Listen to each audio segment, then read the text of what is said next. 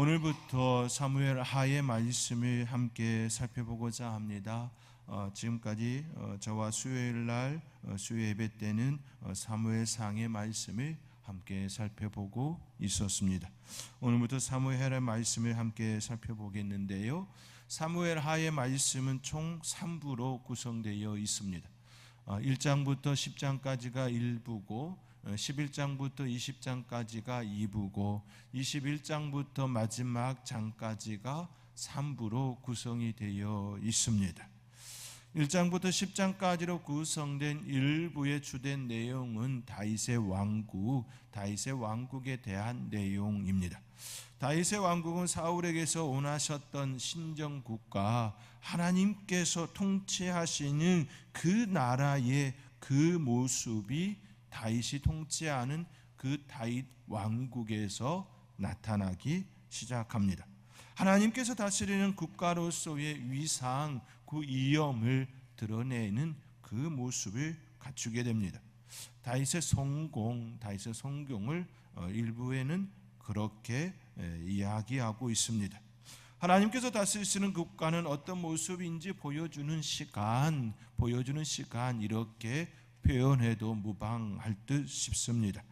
사울 왕의 죽음 이후 다윗이 우리아 아내 밧세바를 범하기까지 그 전까지 하나님께 온전히 의지하고 하나님의 뜻을 이루며 온전히 하나님께서 다스리는 그 나라의 왕으로서의 그 자리를 잘 이행한 성공적인 시간들을 다루고 있습니다. 그 시간은 신정 왕국의 기틀을 공고히 하는 시간이었습니다. 신정 왕국의 기틀을 공고히 하기 위하여 정치, 정교, 법적 개혁 및 성공적인 전복 전쟁의 기사를 다루고 있습니다. 점점 그 하나님의 통치를 온 세상에 확장해가는 그 영역의 모습까지 드러내고 있습니다. 그중 1장부터 5장까지는 사울의 죽음 이후 다윗이 이스라엘 왕으로 즉위하고 수도를 헤브론으로 내서 예루살렘으로 옮기기까지의 그 역사를 담고 있습니다. 오늘 본문은 다윗이 이스라엘의 왕으로서 나아가는 계시 부분, 첫 발걸음에 속합니다.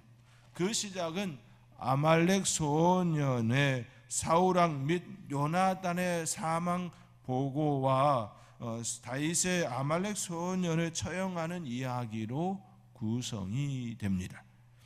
우리가 한 가지 참고해야 할 부분은 사무엘상의 말씀과 연결되어 있습니다. 내용이 분리가 되어지지 않고 바로 연결되어 있습니다. 사무엘상 마지막 31장은 이제 사울의 전쟁터에서 죽음에 대한 내용이 다루어져 있고, 바로 사무엘하 첫 부분은 이제 사울의 죽음과 그 소식이 다윗에게 들려지고 그 다윗에게 들려준 아말렉 소년에 대한 그 내용으로 접근되어 있습니다. 본서는 본래 사무엘상과 한 권의 책이었습니다. 사울의 죽음을 기점으로 사무엘상과 사무엘하로 두 권으로 나누었습니다. 너무 자료가 방대해서 조금 나누어서 읽기에 편하도록 접근해 놓은 것이지요. 사울왕이 이끌은 이스라엘의 군대는 블레셋과의 전투에서 처참히 패배하였습니다. 그와 그의 세 아들은 모두 전사합니다. 그때 다윗은 아말렉 사람들을 도륙하고 시글락에 돌아와 이틀을 머물고 있는 그 시간이었습니다. 그때 한 소년, 아말렉 사람, 그 소년이 다윗에게 달려와 사울왕과 요나단의 죽음의 소식을 전하여 줍니다. 그때 그 소년은 사울왕이 부상당하여 더 이상 살 가망이 없는 것을 알고 그 사울왕의 부탁을 따라 그를 죽였다라는 진술을 합니다. 그런 보고를 합니다. 우리는 아말렉 소년의 거짓 진술에 대해 주목할 필요가 있습니다. 이미 사무엘상의 말씀에 의하면 그렇지 않지요. 그 소년에 의하여 죽었다라고 보고되어 있지 않습니다. 사무엘상 31장의 보도와 같이 전투 중에 부상당한 사울은 할례 없는 블레셋 그 사람들에게 죽는 것을 수치스럽게 부끄럽게 생각하여 스스로 죽음을 선택한 내용으로 전개됩니다. 오히려 무기를 드는 그 사람에게 나를 죽이라라고 하는 부탁을 하였지만 그 무기 든 자는 사울 왕을 죽이지 못합니다라고 하는 말씀을 드렸지요. 그리하여 사울 왕은 할례 없는 블레셋 사람들에게 죽임을 당하느니 이 부끄러움을 어찌 감당하려 하면서 죽음을 선택했습니다. 그런데 아말렉 소년은 자신이 사울을 직접 죽였노라고 거짓 보고를 하고 있습니다. 이는 다윗과 사울 사이의 갈등 관계를 알고 있었던 것으로 이 소년이 다윗의 정적 사울 왕을 죽였노라고 보고하면 다윗으로부터 어떤 보상, 어떤 칭찬에 대한 대가가 있을 거다, 그런 개념이 그 안에 있었음을 보게 됩니다. 어떤 보상을 받을 것으로 기대함이 그에게 있었다라는 말씀입니다. 그러나 이 소년은 사울을 죽일 수 있는 절정의 기회가 두 번이나 있었음에도 불구하고 하나님께서 그에게 기름을 부으셨으므로 하나님께 기름 부음 받은 그 존재라는 이 하나의 사실만으로 다윗은 사울 왕을 죽이지 않았던 그 다윗의 진노를 사서 오히려 비참한 최후를 이 소년은 맞이하게 됩니다. 이는 자기의 이익을 위하여 헛된 욕심을 부리다 맞이한 결과였습니다. 한편으로 우리는 다윗이 사울을 자신이 죽였다고 보고한 아말렉 소년을 처형한 사건에 대하여 깊이 생각해 볼 수가 있지요. 다윗의 입장에서 볼 때 사울의 죽음은 오랜 도피 생활을 청산하고 새로운 시작을 알리는 신호음, 마치 신호탄과 같지요. 매우 기뻐할 수 있는 소식이었습니다.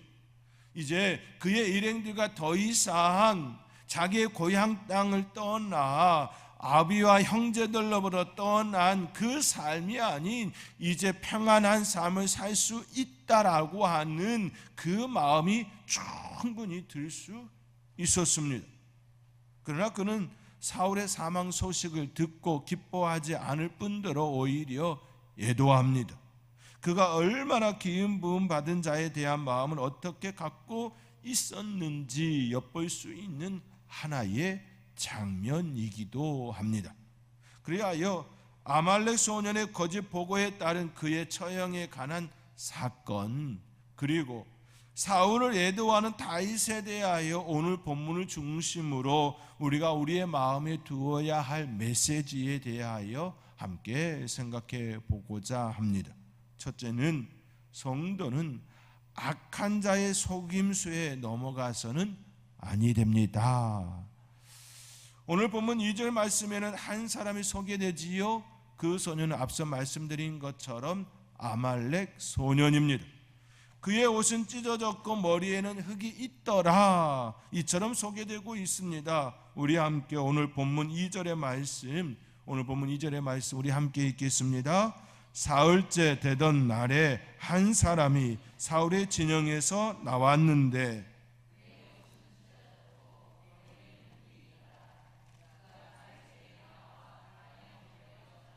아멘.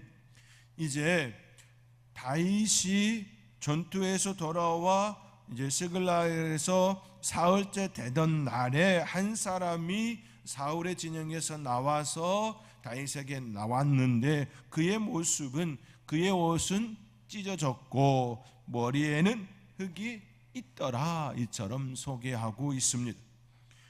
옷을 찢어지고 머리에는 흙이 있습니다. 이 모습은 마치 전쟁터에서 필사적으로 싸우다가 온 군인으로 보이게 합니다. 그렇게 보이기에 또 충분합니다. 우리는 이 소년이 이스라엘 군에 속해 있었는지 아닌지 정확히 알 수는 없습니다. 그가 만일 이스라엘에 소속되어 블레셋과 싸웠다면 그는 이스라엘에 기하한 아말렉 사람의 2세로 볼 수가 있습니다. 이는 13절 말씀에 다윗이 그에게 너는 어디 사람이냐라는 그 질문에 나는 아말렉 사람 곧 외국인의 아들이니이다 라는 그 말씀을 통하여 근거를 둘 수가 있습니다. 이 소년에 대한 또 하나의 시선은 패전한 이스라엘 군 시신 사이를 다니며 약탈을 일삼던 아말렉 족속 중에 하나로서 사울의 그 죽음을 알고 사울이 죽으면 자연히 다윗이 이스라엘의 왕이 된다라는 사실을 알고 한심을 사기 위하여 그에게서 마음을 얻기 위하여서 달려온 소년일 수도 있습니다. 그렇지요?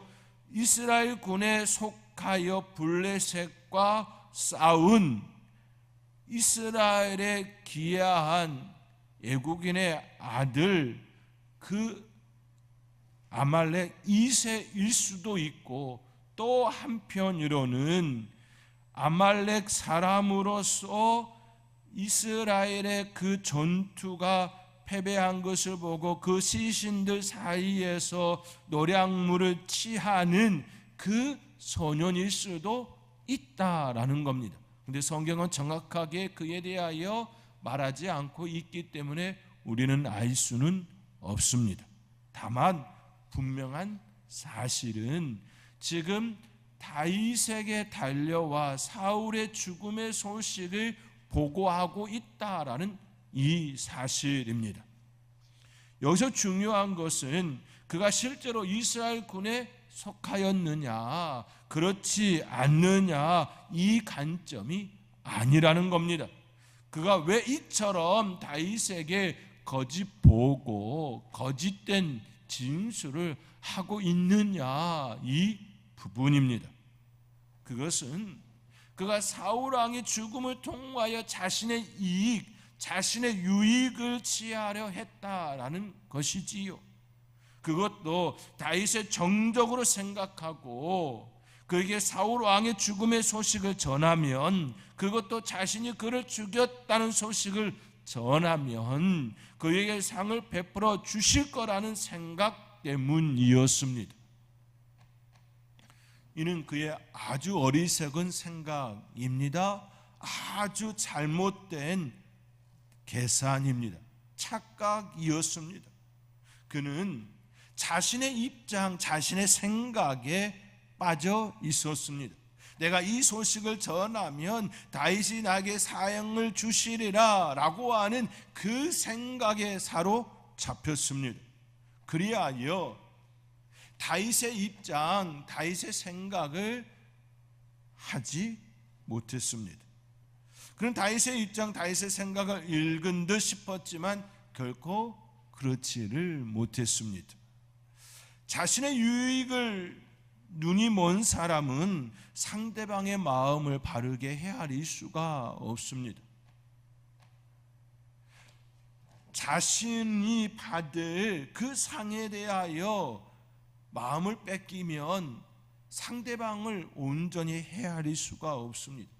내가 받을 것만 생각하면 줄 사람에 대한 바른 생각을 할 수가 없습니다. 그가 어떤 마음으로 서 있는지 알 수가 없습니다.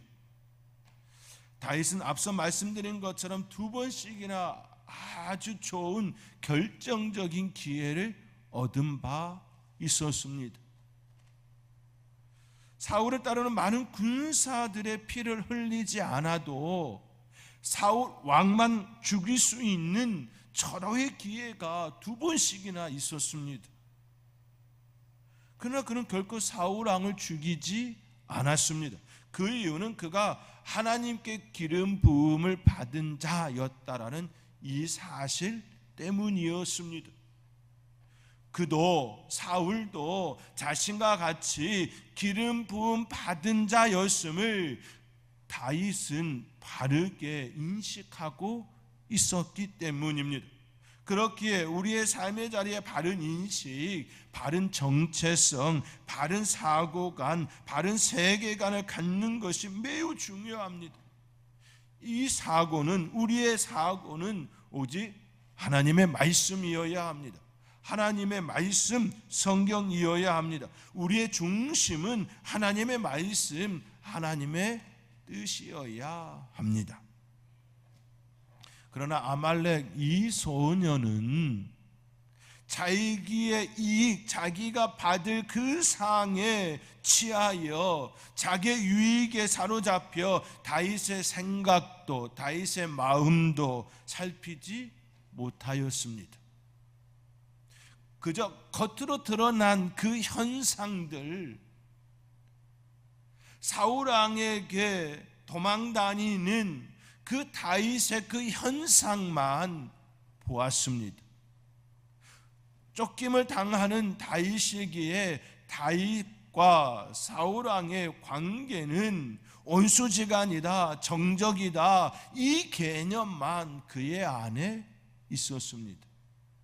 다윗이 가지고 있는 신앙, 다윗이 가지고 있는 그 사고, 그 중심에 무엇이 있는지를 보지 못하였습니다. 그렇기에 우리의 삶의 자리에 내 사고 중심으로 생각하는 건 일편만 보는 겁니다. 양편을 다 볼 줄 알아야 하는데 일편만 보는 겁니다. 몇 주 전에 전석의 목사님께서 지피지기 백전백승이라고 하는 그런 말씀을 한 바가 있지요. 그에 대한 자세한 역사적 이야기를 하면서 그런 얘기를 한 바 있습니다. 우리의 삶의 자리에 내 생각에 사로잡히고 상대방을 보지 못하면 큰 실수를 하게 되어집니다. 그러므로 밖으로 드러나 있는 그 현상을 쫓아가는 어리석은 사람이 아니라 그의 마음에 어떤 사고가 있나, 그의 마음에 무엇을 담고 있나, 그것을 엿볼 수 있어야 합니다. 만약에 상대방의 그 마음이 무엇이 있는지 잘 보지 못한다면 쉽게 자신의 그 유익을 따라 그에게 접근하는 건 어리석음입니다. 오히려 상대방에게 선처를 구하는 것이 훨씬 더 바람직한 모습입니다. 있는 그대로를 드러내며 상대방에게 은혜를 구하는 것이 훨씬 더 아름다운 결과를 가질 수가 있습니다. 그러나 아말렉 소년은 자기의 유익에 사로잡혀 다윗의 생각, 다윗의 마음, 그 마음을 살피지 못했습니다. 결국 그는 자신을 전쟁 중에 만신창이가 된 이로 꾸미고 다윗에게 다가갔습니다. 그러나 다윗은 그의 속임수에 넘어가지를 않았습니다. 다윗이 그의 속임수에 넘어가지 않았던 것은 그의 시선이 그 사람에게 있지 않았기 때문입니다. 다윗의 시선은 하나님의 시선으로, 하나님의 관점으로 그를 보았을 뿐이었습니다.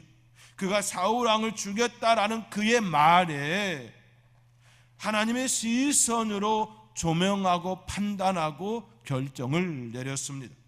오늘 본문 9절과 10절의 말씀입니다. 우리 함께 오늘 본문 9절 10절 우리 함께 읽겠습니다. 또 내게 이르시되 내 목숨이 아직 내게 완전히 있으므로 내가 고통 중에 있나니 청하건대 너는 내 곁에 서서 나를 죽이라 하시기로.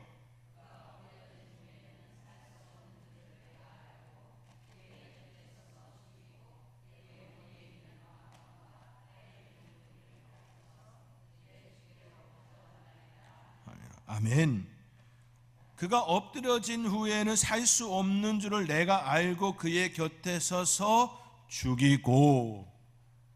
이어지는 말씀 가운데에 그 부분에 대하여 그의 입의 증언대로라고 하는 그 말이 나타나지요.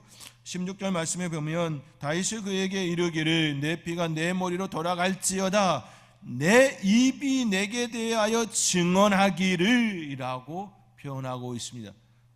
너의 입의 증언대로 그는 죽임을 당하였다라는 말이 되어지는 것이지요.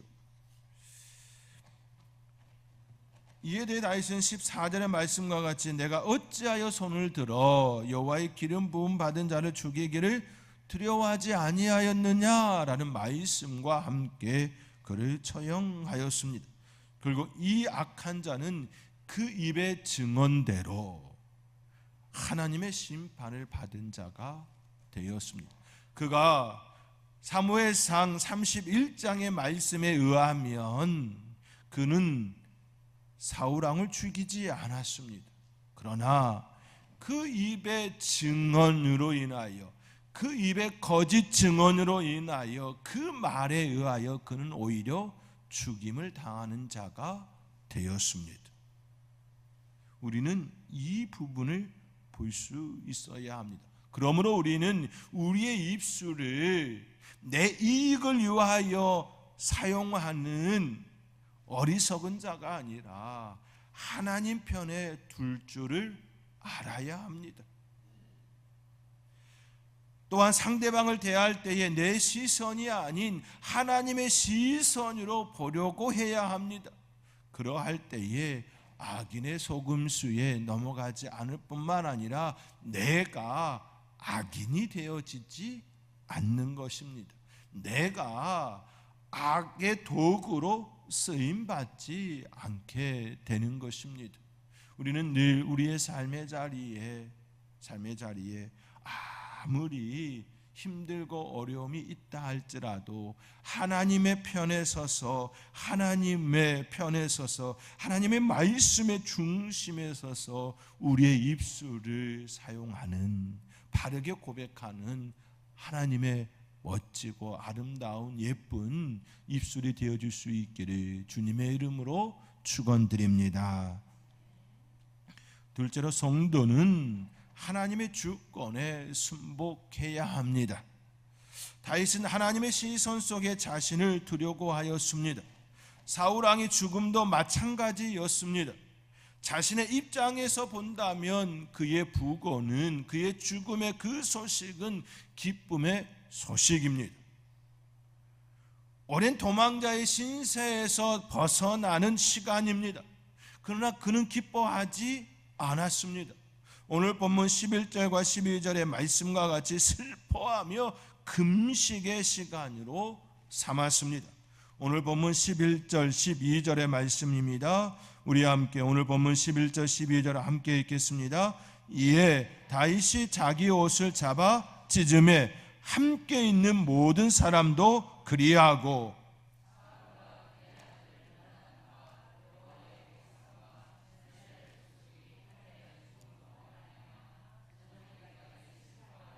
울며 금식하니라. 아멘.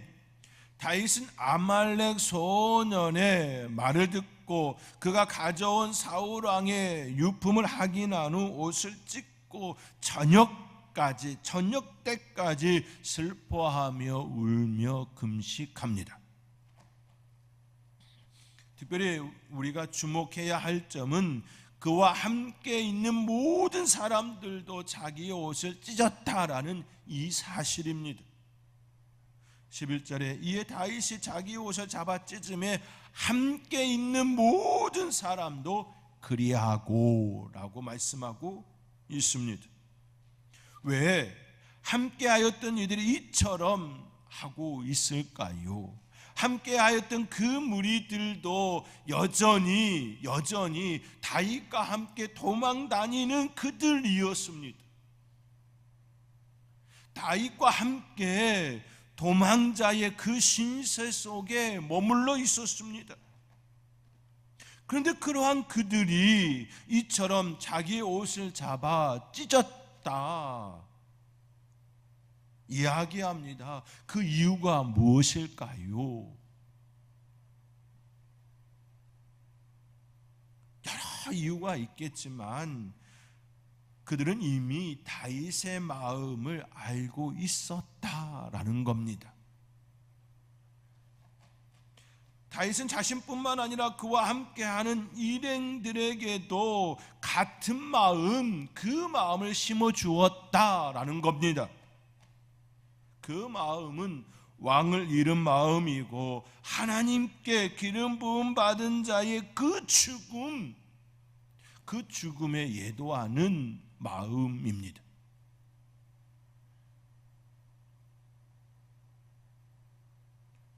다윗의 일행들은 다윗이 옷을 찢고 슬퍼하는 그 모습을 처음 볼 때에 황당함, 당혹스러움, 어찌 저럴 수 있는가라는 생각을 할 수도 있었을 것입니다. 그러나 그들 모두는 동참하였습니다. 그들이 이처럼 동참한 이유는 지금까지 다윗이 보여준 기름 부음 받은 자에 대한 생각, 그 태도, 그가 일관되게 끊임없이 보여주었던 그 모습 때문인 것이지요.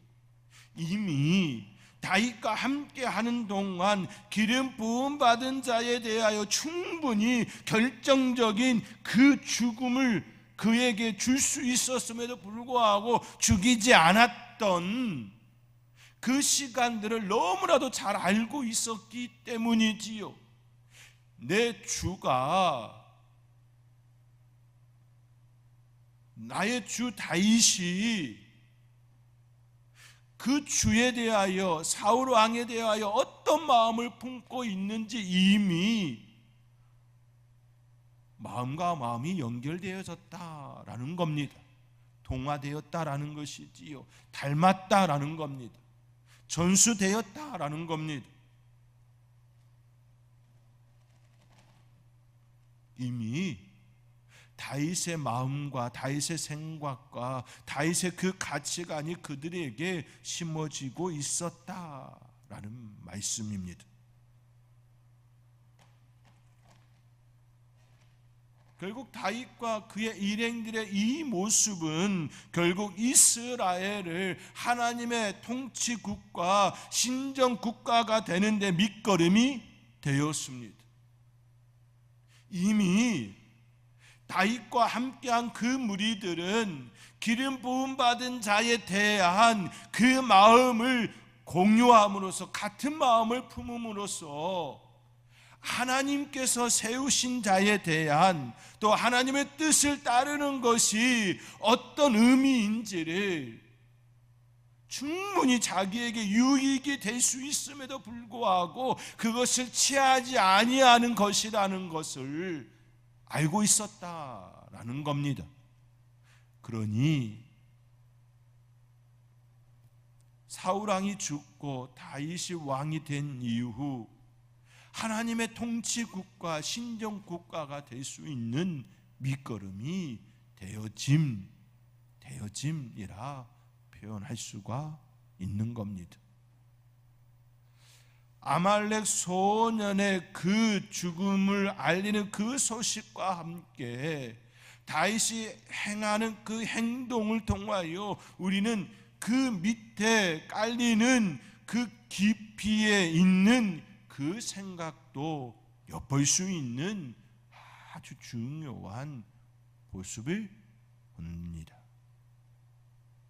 우리는 성경을 볼 때에 겉에 드러나고 있는 그것만 보면 얕은 지식 정보에 불과합니다.